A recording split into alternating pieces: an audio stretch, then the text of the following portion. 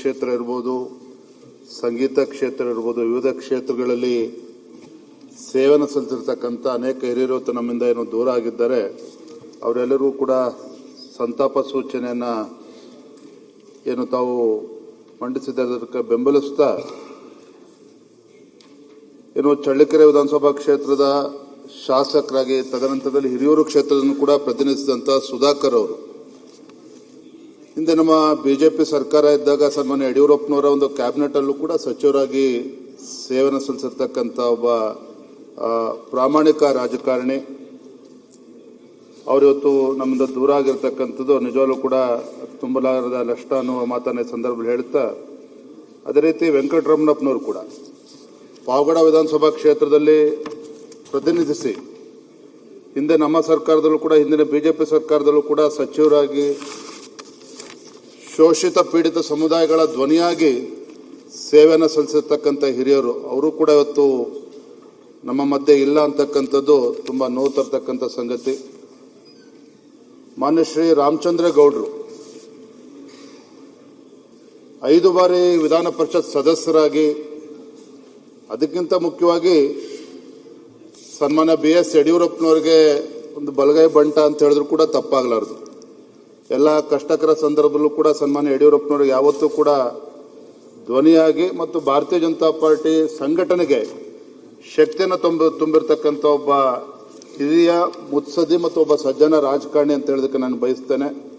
ವಿಶೇಷವಾಗಿ ರಾಮಚಂದ್ರೇಗೌಡರ ಬಗ್ಗೆ ಹೇಳೋದಾದ್ರೆ, ಮಂಡ್ಯ ಜಿಲ್ಲೆ ಉಸ್ತುವಾರಿ ಸಚಿವರಾಗಿದ್ದಾಗ ಏನು ಮೈಸೂರು ಸಕ್ಕರೆ ಕಾರ್ಖಾನೆ ಅದನ್ನ ಮುಚ್ಚಿರ್ತಕ್ಕಂಥ ಕಾರ್ಖಾನೆಯನ್ನ ಪುನರಾರಂಭಿಸಿರ್ತಕ್ಕಂಥ ಕೀರ್ತಿ ಸನ್ಮಾನ್ಯ ರಾಮಚಂದ್ರೇಗೌಡರಿಗೆ ಸಲ್ತದೆ.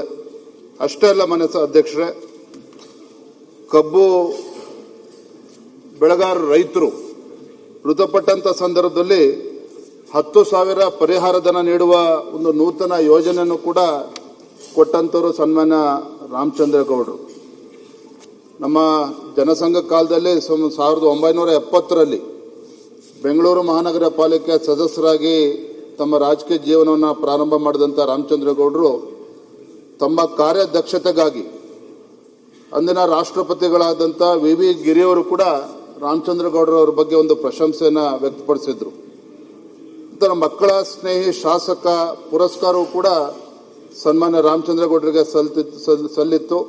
ಅದೇ ರೀತಿ ಅತ್ಯುತ್ತಮ ಸಂಸದೀಯ ಪಟು ಅನ್ನುವ ಪುರಸ್ಕಾರವೂ ಕೂಡ ರಾಮಚಂದ್ರೇಗೌಡರು ಭಜನರಾಗಿದ್ದರು ಅಂತಕ್ಕಂಥದ್ದನ್ನು ಈ ಸಂದರ್ಭದಲ್ಲಿ ಸ್ಮರಣೆ ಮಾಡುತ್ತಾ, ಮತ್ತು KR ಶ್ರೀನಿವಾಸಯ್ಯ ಅವರು ವಕೀಲರಾಗಿ ಮತ್ತೆ ಶಾಸಕರಾಗಿ ರಾಜಕೀಯ ಕ್ಷೇತ್ರದಲ್ಲಿ ತಮ್ಮದೇ ಆದಂಥ ಸೇವೆಯನ್ನು ಸಲ್ಲಿಸಿ, ಶ್ರೀ SH ಪುಟ್ಟರಂಗನಾಥ್ ಅವರಿರ್ಬೋದು, ಅದೇ ರೀತಿ ರಾಯಚೂರು ವಿಧಾನಸಭಾ ಕ್ಷೇತ್ರವನ್ನು ಪ್ರತಿನಿಧಿಸಿದಂಥ ಸೈಯದ್ ಯಾಸೀನ್ ರವರು ಇರ್ಬೋದು, ಅದೇ ರೀತಿ ಯಲಹಂಕ ವಿಧಾನಸಭಾ ಕ್ಷೇತ್ರವನ್ನು ಪ್ರತಿನಿಧಿಸಿದಂಥ V ಶ್ರೀನಿವಾಸರವರು, ಇವರೆಲ್ಲರೂ ಸಹ ವೆಂಕಟಾಚಲಯ ಆದಿಯಾಗಿ ರಾಜಕೀಯ ಕ್ಷೇತ್ರದಲ್ಲಿ ಮತ್ತು ಕೆಲವರು ಸಹಕಾರಿ ಕ್ಷೇತ್ರದಲ್ಲೂ ಕೂಡ ಅವರ ಕೊಡುಗೆಯನ್ನು ನೀಡಿಕೊಂಡು ಬಂದಿರತಕ್ಕಂಥವ್ರು.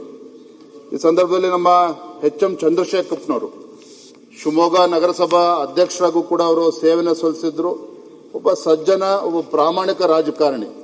ಶಿವಮೊಗ್ಗ ವಿಧಾನಸಭಾ ಕ್ಷೇತ್ರದ ಶಾಸಕರಾಗೂ ಕೂಡ ಸೇವೆಯನ್ನು ಸಲ್ಲಿಸಿದಂಥ ಚಂದ್ರಶೇಖರಪ್ಪನವರು ಕೂಡ ಇವತ್ತು ನಮ್ಮಿಂದ ದೂರ ಆಗಿದ್ದಾರೆ.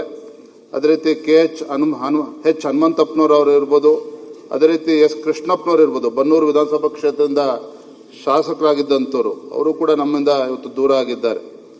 ವಿಶೇಷವಾಗಿ ಇವತ್ತು ಗಾನ ಕೋಗಿಲೆ ಅಂತ ಹೇಳಿ ಖ್ಯಾತಿ ಪಡೆದಂಥ ಶ್ರೀಮತಿ S ಜಾನಕಿ ಅವರು ಇರ್ಬೋದು, ಅದೇ ರೀತಿ ಶ್ರೀಮತಿ ಆಶಾ ಭೋಸ್ಲೆ ಇರ್ಬೋದು, ಇವತ್ತು ಇಬ್ಬರು ಕೂಡ ನಮ್ಮಿಂದ ದೂರ ಆಗಿರ್ಬೋದು. ಆದರೂ ಕೂಡ ಅವರ ಧ್ವನಿಗಳಿರ್ಬೋದು, ಅವರ ಹಾಡುಗಳಿರ್ಬೋದು, ಯಾವತ್ತೂ ಕೂಡ ಎಲ್ಲಿಯವರೆಗೂ ಸೂರ್ಯಚಂದ್ರ ಇರ್ತೋ ಅಲ್ಲಿವರೆಗೂ ಕೂಡ ಅವರ ಹೆಸರುಗಳು ಅಜರಾಮರವಾಗಿರ್ತದೆ ಅನ್ನೋದನ್ನ ನಾನು ಈ ಸಂದರ್ಭದಲ್ಲಿ ಸ್ಮರಿಸ್ತಾ, ಶ್ರೀಮತಿ ಚೆನ್ನಮ್ಮನವ್ರ ಬಗ್ಗೆ ಇವತ್ತು ಮುಖ್ಯಮಂತ್ರಿಗಳಾದಿಯಾಗಿ ಎಲ್ಲರೂ ಕೂಡ ಪ್ರಸ್ತಾಪವನ್ನು ಮಾಡಿದ್ದಾರೆ. ಮೊನ್ನೆ ಮುಖ್ಯಮಂತ್ರಿಗಳು ಕೂಡ ಒಂದು ಮಾತನ್ನು ಹೇಳಿದ್ರು, there is a women behind every successful man ಅನ್ನೋದ್ರ ಬಗ್ಗೆ. ಆ ರೀತಿ ಚೆನ್ನಮ್ಮನವರು ಇವತ್ತು ಸನ್ಮಾನ್ಯ ಮಾಜಿ ಪ್ರಧಾನಮಂತ್ರಿಗಳಾಗಿರುವಂತಹ ದೇವೇಗೌಡರಿಗೆ ಒಂದು ಶಕ್ತಿಯನ್ನು ತುಂಬಿದ್ದಷ್ಟೇ ಅಲ್ಲ, ಇಡೀ ಕುಟುಂಬಕ್ಕೆ ಒಂದು ಶಕ್ತಿಯನ್ನು ನಾನು ಕೂಡ ಏನು ಅವರ ಅಂತ್ಯ ಸಂಸ್ಕಾರಕ್ಕೆ ನಾನು ಕೂಡ ಹೋಗಿದ್ದೆ. ಲಕ್ಷಾಂತರ ಜನರು ಅಲ್ಲಿ ಅಂತಿಮ ಸಂಸ್ಕಾರಕ್ಕೆ ಬಂದದಂತ ನೋಡಿದ್ರೆ ನಿಜವಾಗ್ಲೂ ಕೂಡ ಚೆನ್ನಮ್ಮನವರು ರಾಜಕೀಯ ಕ್ಷೇತ್ರದಲ್ಲಿ ಇಲ್ಲದೆ ಹೋದ್ರು ಕೂಡ ಎಷ್ಟು ಅಪಾರ ಜನಬೆಂಬಲವನ್ನು ಗಳಿಸಿದ್ರು, ಪ್ರೀತಿಯನ್ನು ಗಳಿಸಿದ್ರು ಅನ್ನೋದು ಕೂಡ ಅದರಲ್ಲಿ ಸ್ಪಷ್ಟ ಆಗ್ತಾ ಇತ್ತು. ಹಾಗಾಗಿ ಇಂಥ ಎಲ್ಲ ಹಿರಿಯರು ಇವತ್ತು ಅನೇಕ ಶಾಸಕರುಗಳು ಮತ್ತು ಸಂಗೀತ ಕ್ಷೇತ್ರದಲ್ಲಿ ಸಾಧನೆ ಮಾಡಿರ್ತಕ್ಕಂಥ ಅನೇಕ ಹಿರಿಯರು ಇವತ್ತು ನಮ್ಮ ಮಧ್ಯೆ ಇಲ್ಲ. ಇವತ್ತು ಅವರೆಲ್ಲರ ಒಂದು ಆತ್ಮಕ್ಕೆ ಚಿರಶಾಂತಿಯನ್ನ ಬಯಸ್ತಾ ಆ ಅಗಲಿಕೆಯ ನೋವನ್ನು ತಡಿತಕ್ಕಂಥ ಶಕ್ತಿ ಆ ಕುಟುಂಬಗಳಿಗೆ ಅವರ ಎಲ್ಲರಿಗೂ ಕೂಡ ಒದಗಲಿ ಅನ್ನೋ ಮಾತನ್ನ ಸಂದರ್ಭ ಹೇಳ್ತಾ ನನ್ನ ಮಾತುಗಳಿಗೆ ಮುಗಿಸ್ತೇನೆ. ನಮಸ್ಕಾರ.